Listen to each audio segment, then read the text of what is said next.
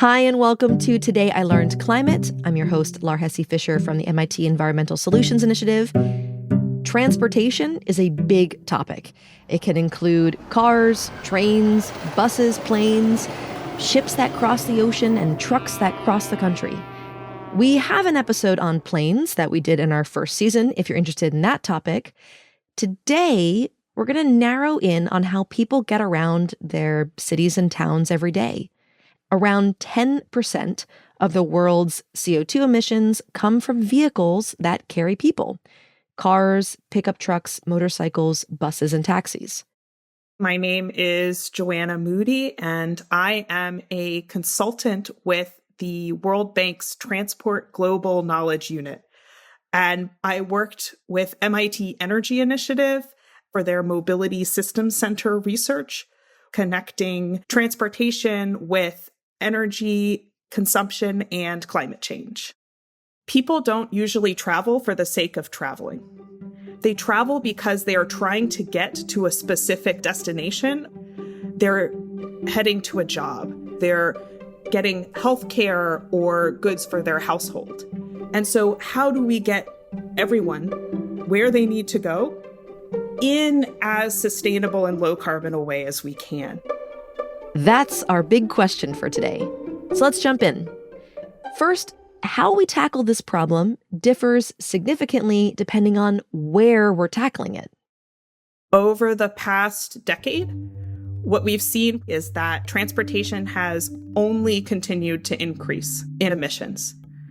In the US, in recent years, the transport sector overtook the energy sector as the highest emitting sector of the economy. And we're seeing similar trends in countries in the EU. In developing countries, currently their transport emissions are not very high, but as they continue to grow economically, if they motorize like the US and the EU, their transport emissions will increase. Yeah, in developing countries, most people don't drive cars. They walk, bike, use taxis, scooters, buses.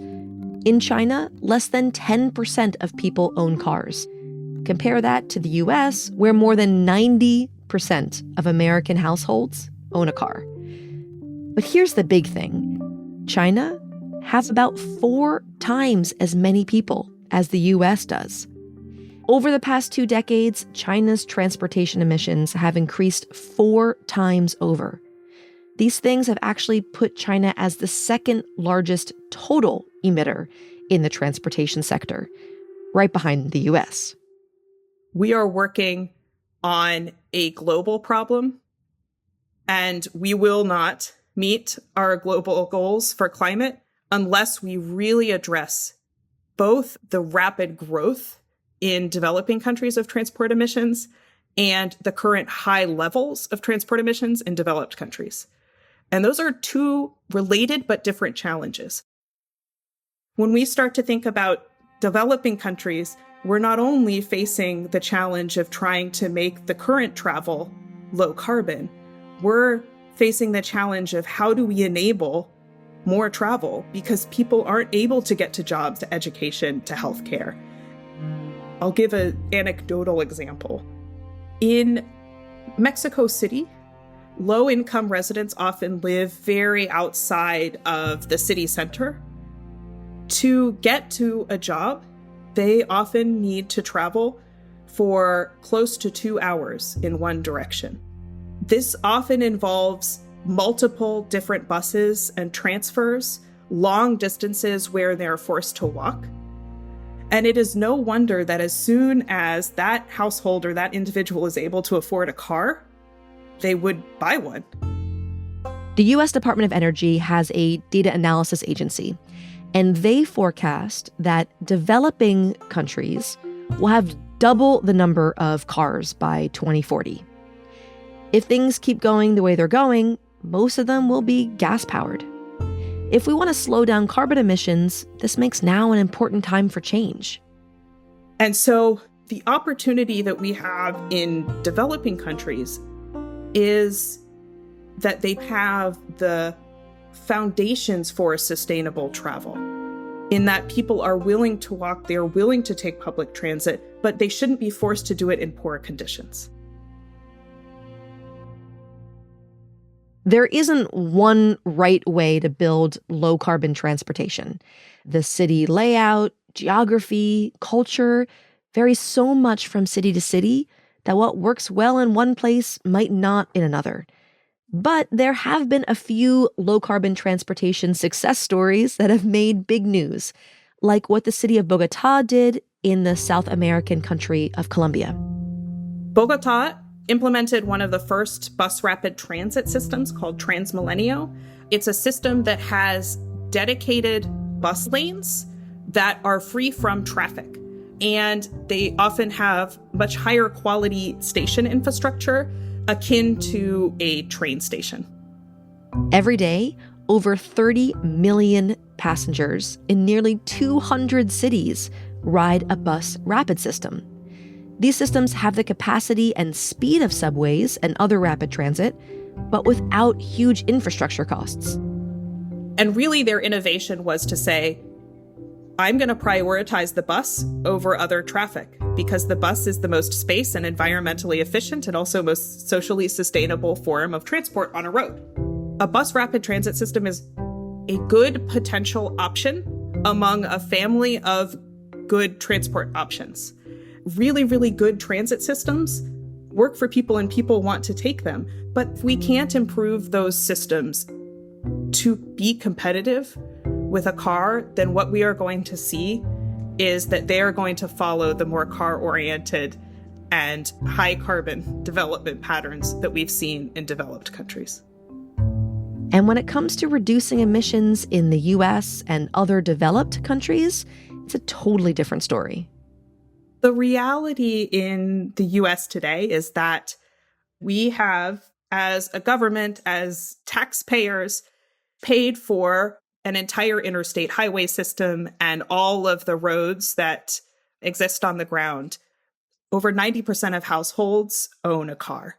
And that is the primary mode of transportation for most Americans. The real low-hanging fruit is electric vehicles. We can use green electricity to power the cars without hugely significant changes to the lifestyles that we already have. Moving to electric vehicles in the US will solve a significant portion of emissions. Now, I wasn't expecting Dr. Moody to share this. When I think about cars and climate change, there's such a narrative around getting out of cars, biking, walking, taking public transit.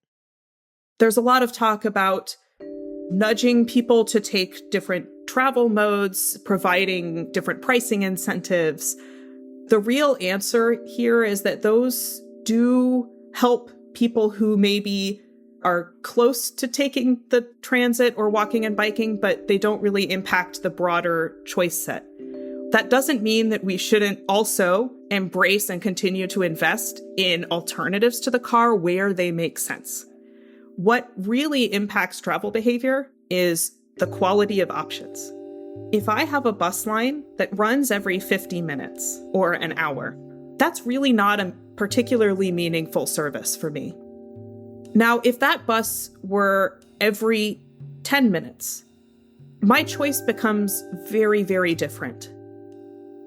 Public transportation, trains, buses, that sort of thing, reduces greenhouse gas emissions both by taking people out of cars and by encouraging developers to locate workplaces and shopping areas near where people live. The difference is measurable. In fact, the National Academies of Sciences measured it. In 2018, for just the United States, public transportation helped avoid over 100 billion miles of car traffic. That's the equivalent of shutting down 16 coal power plants for a year, even when accounting for the CO2 emitted by the trains and buses. I think the internationally recognized stories of really what is a success is going to be in London, in the UK, where the mayor made a decision to impose a congestion price in the center of the city, where you had to pay additional money to drive your car. The way that London implemented this was to say the money that we collect from that congestion price is invested directly into the public transit services that are going to serve that zone. It wasn't just about we're going to make it more expensive to use a car, but it was also we're going to make it more attractive to use the alternative. And something close to my heart is that they also recognize the importance of their double-decker bus. They connected and they created a social norm around taking public transit that was part of the identity of being a Londoner. And it has helped London to continue to invest in their transport system, for example, launching one of the largest new urban rail underground investments in the world, which is Crossrail, their new line.